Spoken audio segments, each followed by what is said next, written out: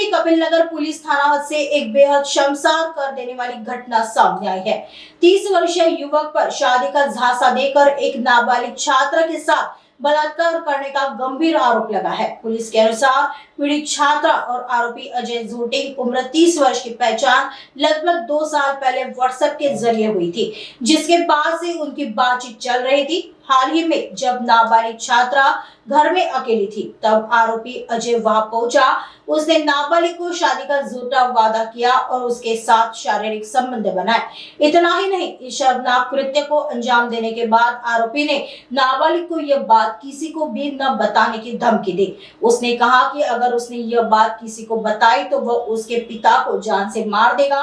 डर के बावजूद नाबालिग ने हिम्मत दिखाई और अपने परिवार वालों को पूरी घटना बताई। परिजनों ने तत्काल कपिल नगर पुलिस स्टेशन में इसकी शिकायत दर्ज कराई। पुलिस ने शिकायत के आधार पर आरोपी के खिलाफ केस दर्ज कर लिया है। पुलिस अब आरोपी की तलाश में जुट गई है।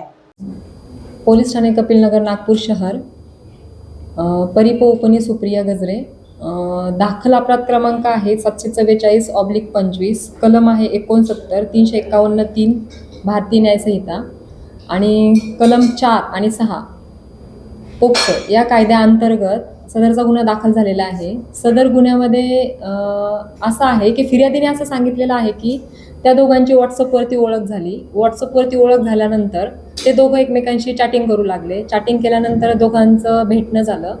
फिर्यादीचे वडील हे हॉटेलमध्ये काम करतात, त्याच्यामुळे ते संध्याकाळी 4 वाजता कामावरती गेल्यानंतर रात्री 12 वाजता येतात। त्या 4 ते 12च्या वेळेमध्ये आरोपी हा फिर्यादीच्या घरी येत होता आणि घरी आल्यानंतर तिला आरोपीने 6/11/2025ला जबरदस्तीने तिच्यासोबत शारीरिक संबंध केले।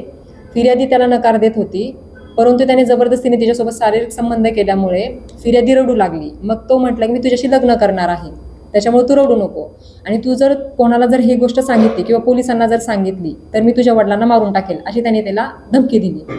आणि त्याच्यानंतर मग आरोपी आणि फिर्यादी हे सतत भेटत राहिले ज्यावेळेस तिचे वडील कामावर जात होते त्यावेळेस। आणि त्यांच्या या भेटण्यामध्ये काय झालं, त्यांचे आधेमध्ये महिन्यातून एकदा असे संबंध येत होते असे फिर्यादीने आम्हाला सांगितलेलं आहे। आणि फिर्यादी ही बालिका आहे, 16 वर्षापेक्षा कमी वयाची आहे। फिर्यादीला या गोष्टींबद्दल समज नाहीये, नक्की आपल्यासोबत काय घडते हे फिर्यादीला कळत नाहीये।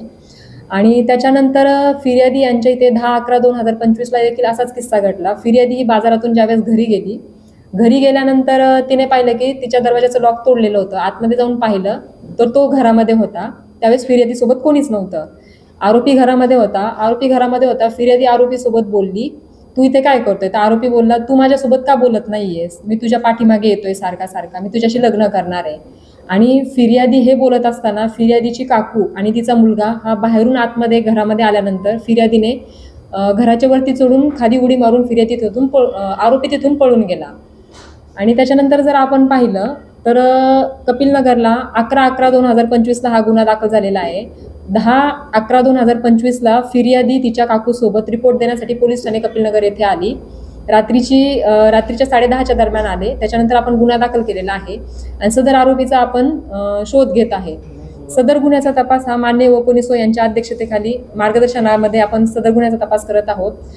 पोलीस ठाणे कपिल नगर येथील तपास पथक सदर आरोपीचा हा शोध घेत आहे। आम्ही सदर आरोपीचा शोध घेत आहे।